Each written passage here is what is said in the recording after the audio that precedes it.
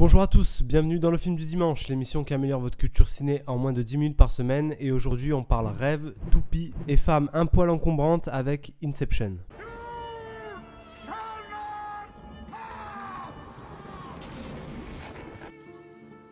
You talking to me? I am your father. Funny how? I mean, funny like I'm a clown, I amuse you?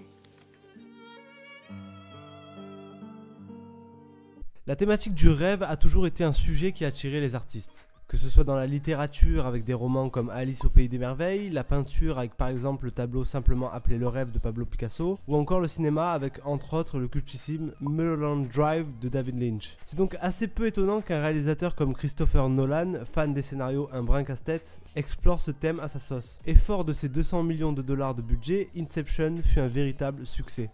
Mais avant de commencer l'analyse de ce film, petite présentation. Inception est un thriller américain sorti en 2010. Il a été réalisé par Christopher Nolan. Nolan que vous connaissez sûrement pour sa trilogie Batman The Dark Knight, Interstellar ou beaucoup plus récemment pour son film Dunkerque. Le film nous sert un casting 4 étoiles. Leonardo DiCaprio, que vous connaissez tous grâce à ses films comme Titanic, Le Loup de Wall Street ou encore plus récemment The Revenant. Tom Hardy, connu entre autres pour avoir joué Bane dans The Dark Knight Rises, pour son double rôle dans Legend, ou plus récemment pour son rôle dans Dunkerque.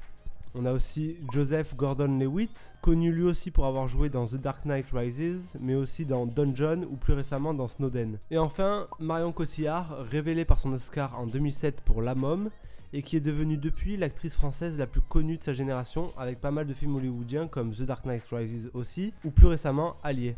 On peut aussi noter la présence d'Ellen Page, Cillian Murphy ou encore Ken Watanabe, rien que ça. Le film a obtenu un sacré succès critique avec 4 Oscars pour 8 nominations, mais aussi commercial avec 825 millions de dollars de recettes dans le monde. Le film raconte l'histoire de Cobb, qui est extracteur, un agent capable de pénétrer les rêves et d'en extraire les secrets. Il doit former une équipe pour la mission la plus difficile de son métier, l'Inception. Bon alors, à part son casting de rêve, qu'est-ce qui fait que ce film est si bon ? Parlons tout d'abord de la réalisation, très bonne.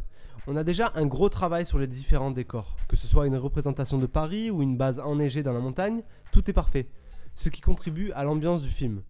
On a aussi un jeu avec le travail des architectes du coup, qui laissent libre cours à leur imagination et qui nous donnent des décors peu communs. Malgré le fait que ce film soit un blockbuster à gros budget, on sent quand même la patte Nolan dans la réalisation.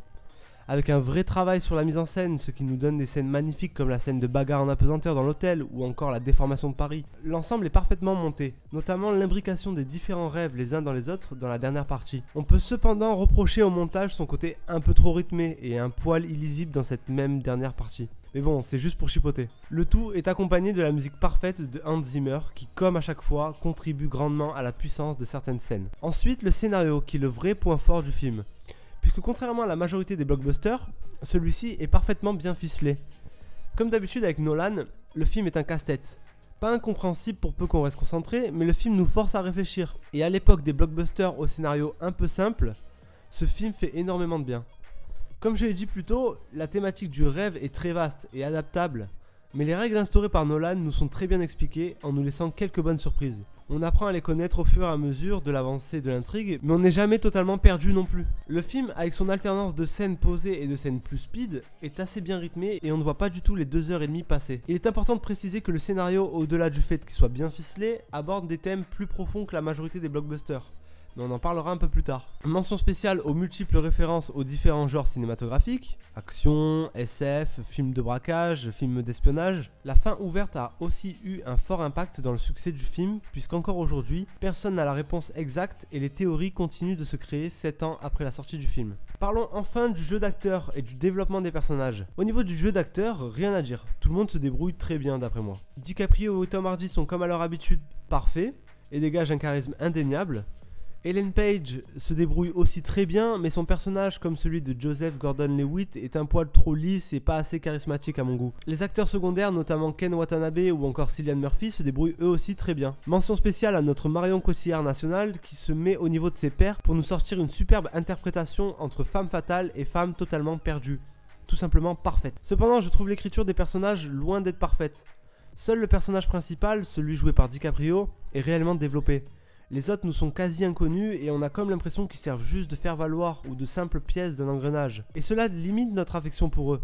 Le fait de ne pas les connaître ne nous permet pas de nous accrocher à eux, et donc les scènes à suspense nous prennent moins au trip quand elles ne concernent pas le personnage principal. On peut reprocher au film, malgré des acteurs de qualité, d'avoir un jeu un peu trop lisse. On sent que les acteurs ne forcent pas leur talent, et c'est vachement dommage quand on a des mecs comme Tom Hardy et DiCaprio dans le casting. Mais le film, en plus d'être très bon d'un point de vue technique, aborde beaucoup de thèmes intéressants et diversifiés.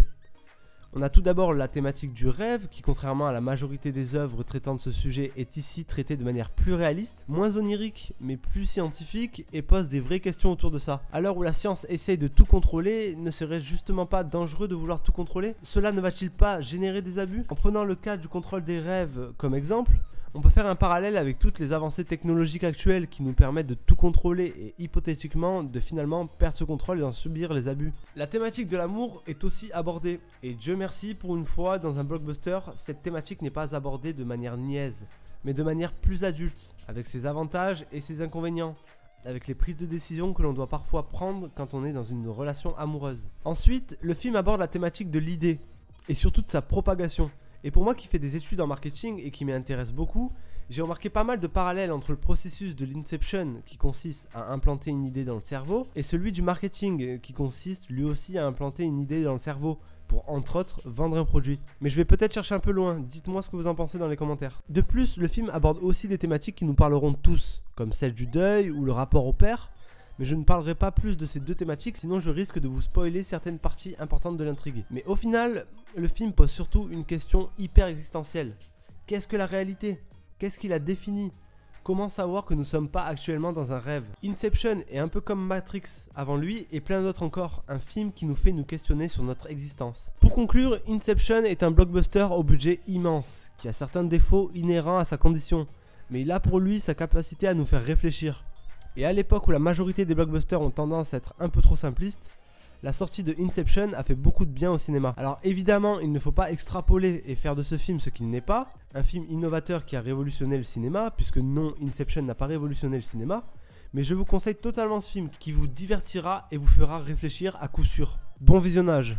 Avant de partir, n'oublie pas de laisser un pouce j'aime si tu as aimé la vidéo et un commentaire pour me donner ton avis sur le film. Si le concept te plaît, tu peux t'abonner en cliquant sur l'icône au milieu de l'écran. Tu peux aussi me suivre sur les réseaux sociaux, les liens sont tous dans la description. Enfin, si tu n'as pas vu mes précédentes vidéos, je t'invite à les mater en cliquant sur les onglets qui viennent d'apparaître à l'écran. Merci à toi et à dimanche prochain.